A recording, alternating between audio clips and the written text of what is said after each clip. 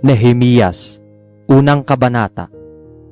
Ang mga salita ni Nehemiyas na anak ni Hakalias, nangyari nga sa buwan ng Chislu sa 20 taon, samantalang ako'y nasa bahay-hari sa Susan, na si Hanani na isa sa aking mga kapatid ay dumating, siya at ilang lalaki na mula sa Huda, at tinanong ko sila ng tungkol sa mga Hudyo na nakatanan na nangaiwan sa pagkabihag at tungkol sa Jerusalem.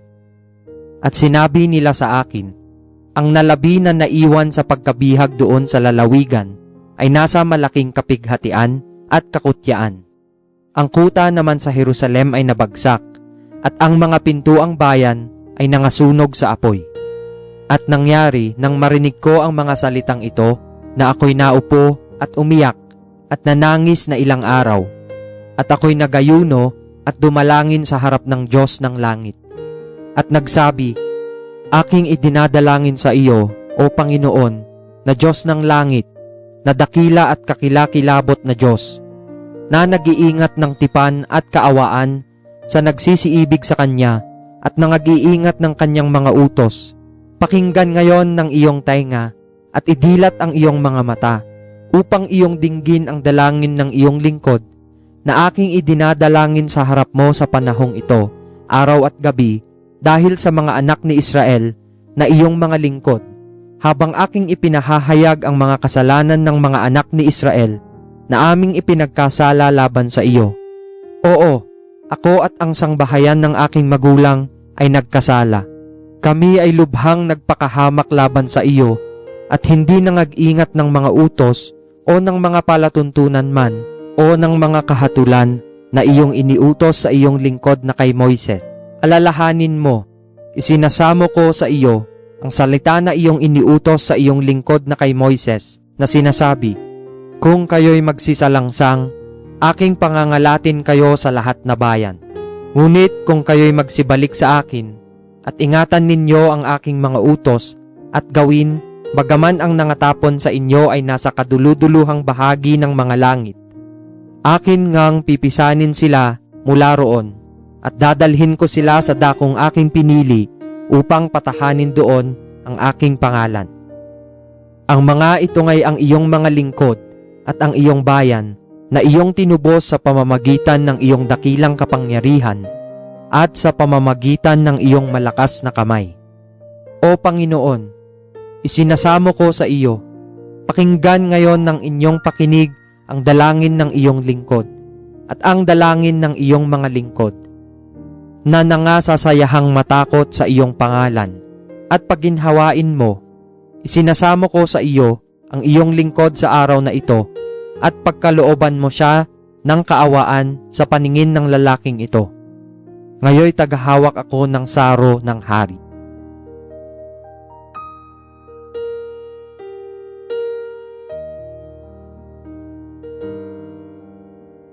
Ikalawang kabanata. At nangyari sa buwan ng Nisan, sa 20 taon ni Artajerjes na hari, nang ang alak ay nasa harap niya, na aking kinuha ang alak at ibinigay ko sa hari. Hindi nga ako nalungkot ng una sa kanyang harapan. At sinabi ng hari sa akin, bakit ang iyong mukha ay malungkot? Dangang wala kang sakit. Ito'y dili iba kundi kalungkutan ng puso. Nang magkagayoy natakot akong mainam. At sinabi ko sa hari, mabuhay ang hari magpakailanman. Bakit ang aking mukha ay hindi malulungkot kung ang bayan, ang dako ng mga libingan sa aking mga magulang ay giniba, at ang mga pintuang bayan niyaon ay nasupukan ng apoy?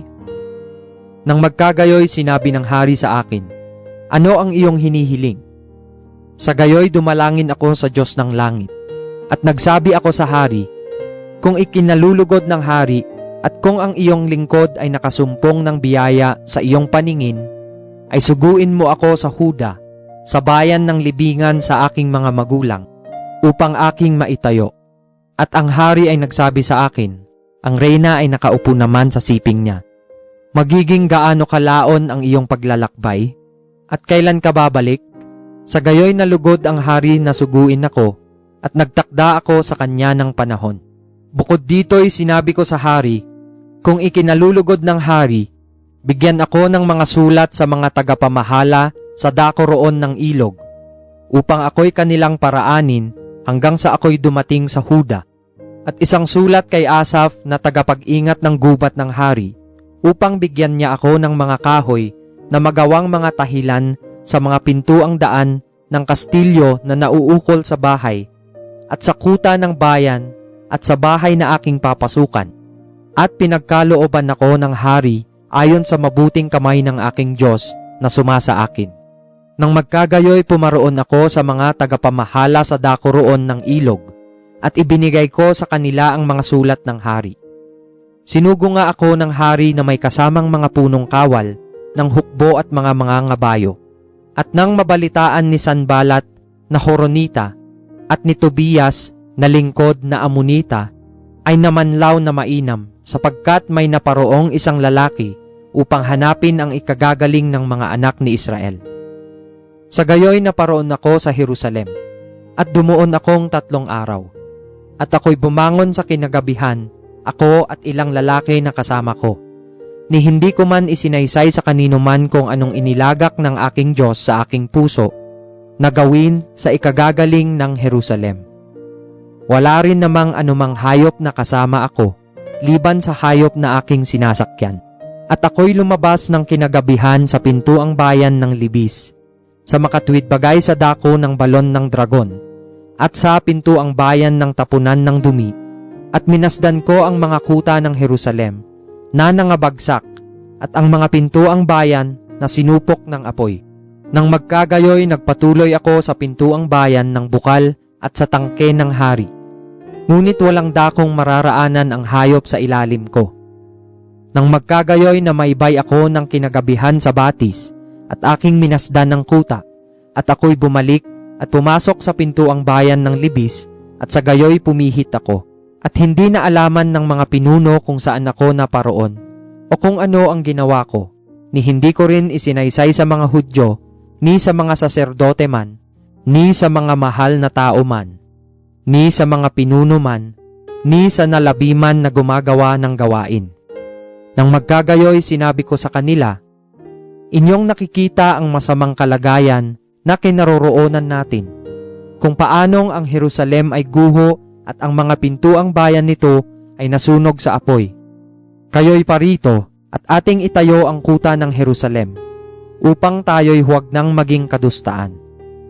At isinaysay ko sa kanila ang kamay ng aking Diyos na naging mabuti sa akin, at gayon din ang mga salita ng hari na sinalita niya sa akin. At kanilang sinabi, magbangon tayo at magtayo. Sa gayoy kanilang pinalakas ang kanilang mga kamay sa mabuting gawa. Ngunit nang mabalitaan ni Sanballat na Horonita at ni Tobias na lingkod na Amonita at ni Gesem na taga-Arabia, ay kanilang tinawanang mainam kami at hinamak kami at sinabi, ano itong bagay na inyong ginagawa? Manghihimagsik ba kayo laban sa hari? Nang magkagayoy sumagot ako sa kanila at sinabi ko sa kanila, ang Diyos ng langit, siya ang magpapaginhawa sa amin. Kaya't kaming kanyang mga lingkod ay magbabangon at magtatayo. Ngunit kayo'y walang bahagi o matuwid man o alaala man sa Jerusalem.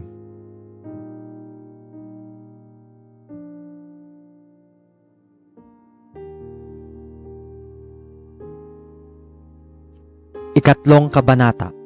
Nang magkagayoy si Eliasib na pangulong saserdote ay tumayo na kasama ng kanyang mga kapatid na mga saserdote, at kanilang itinayo ang pintuang bayan ng mga tupa.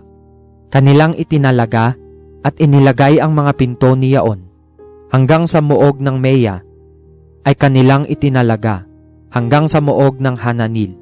At sumunod sa kanya ay nagsipagtayo ang mga lalaki ng Jericho. At sumunod sa kanila ay nagtayo si Zakur na anak ni Imri. At ang pintuang bayan ng mga isda ay itinayo ng mga anak ni Senaa. Kanilang inilapat ang mga tahilan ni Yaon, at inilagay ang mga pinto ni Yaon, ang mga trangka ni Yaon, at ang mga halang ni Yaon. At sumunod sa kanila ay hinusay ni Meremoth na anak ni Urias, na anak ni Kos. At sumunod sa kanila ay hinusay ni Mesulam, na anak ni Berekias, na anak ni Mesezabil. At sumunod sa kanila ay hinusay ni Sadok, na anak ni Baana. At sumunod sa kanila ay hinusay ng mga Tekoita, ngunit hindi inilagay ng kanilang mga mahal na tao ang kanilang mga leeg sa gawain ng kanilang Panginoon. At ang dating pintuang bayan ay hinusay ni Hoyada, na anak ni Paseya, at ni Mesulam, na anak ni Besodias. Kanilang inilapat ang mga tahilan ni Yaon, at inilagay ang mga pinto ni Yaon, at ang mga trangka ni Yaon, at ang mga halang ni Yaon.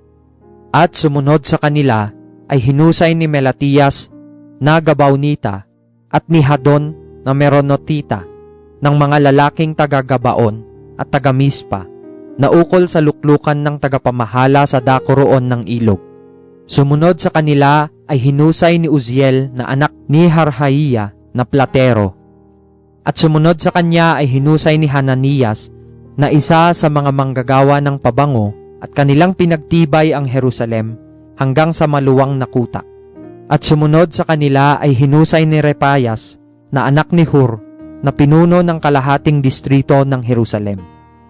At sumunod sa kanila ay hinusay ni Hedayas na anak ni Harumaph sa tapat ng kanyang bahay. At sumunod sa kanya ay hinusay ni Hatus na anak ni Hasbanias. Ang ibang bahagi at ang muog ng mga hurno ay hinusay ni Malkiyas na anak ni Harim, at ni Hasub na anak ni Pahat Moab. At sumunod sa kanya ay hinusay ni Salum na anak ni Lohes, na pinuno ng kalahating distrito ng Jerusalem, niya at ng kanyang mga anak na babae. Ang pintuang bayan ng Libis ay hinusay ni Hanun at ng mga taga Zanoa. Kanilang itinayo at inilagay ang mga pinto ni Yaon, ang mga trangka ni Yaon at ang mga halang ni Yaon, at 1,000 siko sa kuta hanggang sa pintuang bayan ng tagpuan ng dumi. At ang pintuang bayan ng tapunan ng dumi ay hinusay ni Malkiyas na anak ni Rekab, na pinuno ng distrito ng Beth Hakerem. Kanyang itinayo at inilagay ang mga pinto ni Yaon, ang mga trangka ni Yaon at ang mga halang ni Yaon. At ang pintuang bayan ng bukal ay hinusay ni Salum na anak ni Kolhoke, na pinuno ng distrito ng Mispa. Kanyang itinayo at tinakpan at inilagay ang mga pinto ni Yaon, ang trangka ni Yaon at ang mga halang ni Yaon, at ang pader ng tangke ng Sela sa tabi ng halamanan ng hari, hanggang sa mga baitang na paibaba mula sa bayan ni David. Sumunod sa kanya ay hinusay ni Nehemias na anak ni Azbuk, na pinuno ng kalahating distrito ng Bethsur, hanggang sa dako ng tapat ng mga libingan ni David, at hanggang sa tangke na ginawa, at hanggang sa bahay ng mga makapangyarihang lalaki. Sumunod sa kanya ay hinusay ng mga Libita ni Rehum na anak ni Bani. Sumunod sa kanya ay hinusay ni Asabias, na pinuno ng kalahating distrito ng Keila, na pinakadistrito niya. Sumunod sa kanya ay hinusay ng kanilang mga kapatid ni Bavay na anak ni Henadad, na pinuno ng kalahating distrito ng Keila. At sumunod sa kanya ay hinusay ni Ezer na anak ni Hesua, na pinuno ng Mispa, na ibang bahagi sa tapat ng sampahan sa lagayan ng mga sandata sa pagliko ng kuta. Sumunod sa kanya ay hinusay na masikap ni Baruch na anak ni Zakay, ang ibang bahagi mula sa may pagliko ng kuta hanggang sa pintuan ng bahay ni Eliasib na pangulong saserdote. Sumunod sa kanya ay hinusay ni Meremoth na anak ni Urias na anak ni Kos, ang ibang bahagi mula sa pintuan ng bahay ni Eliasib hanggang sa hangganan ng bahay ni Eliasib. At sumunod sa kanya ay hinusay ng mga saserdote na mga lalaki sa kapatagan. Sumunod sa kanila ay hinusay ni Benjamin at ni Hasub sa tapat ng kanilang bahay. Sumunod sa kanila ay hinusay ni Azarias na anak ni Maasiyas na anak ni Ananias sa siping ng kanyang sariling bahay. Sumunod sa kanya ay hinusay ni Binui na anak ni Henadad ang ibang bahagi mula sa bahay ni Azarias hanggang sa pagliko ng kuta at hanggang sa sulok. Si Paal na anak ni Uzay ay naghusay ng tapat ng may pagliko ng kuta at ng muog na lumalabas mula sa lalong mataas na bahay ng hari na nasa tabi ng looban ng bantay. Sumunod sa kanya ay si Pedaya na anak ni Pharos ang naghusay. Ang mga Netineo nga ay nagsitahan sa Opel hanggang sa dako na nasa tapat ng pintuang bayan ng tubig sa dakong silanganan at ng moog na nakalabas. Sumunod sa kanya ay hinusay ng mga Tekoita ang ibang bahagi sa tapat ng malaking moog na nakalabas at hanggang sa pader ng Opel. Sa itaas ng pintuang bayan ng mga kabayo, mga saserdote ang naghusay na bawat isay sa tapat ng kanyang sariling bahay. Sumunod sa kanila ay hinusay ni Sadok na anak ni Immer sa tapat ng kanyang sariling bahay, at sumunod sa kanya ay hinusay ni Semayas na anak ni Sekanayas na tagatanod ng pintuang silanganan. Sumunod sa kanya ay hinusay ni Hananias na anak ni Selemias at ni Anon na ika-anim na anak ni Salaf ang ibang bahagi. Sumunod sa kanya ay hinusay ni Mesulam na anak ni Berekias sa tapat ng kanyang silid. Sumunod sa kanya ay hinusay ni Malkiyas na isa sa mga platero sa bahay ng mga Netineo at sa mga mangangalakal sa tapat ng pintuang bayan ng Hamipkad at sa sampahan sa sulok. At sa pagitan ng sampahan sa sulok at ng pintuang bayan ng mga tupa, ang naghusay ay ang mga platero at ang mga mangangalakal.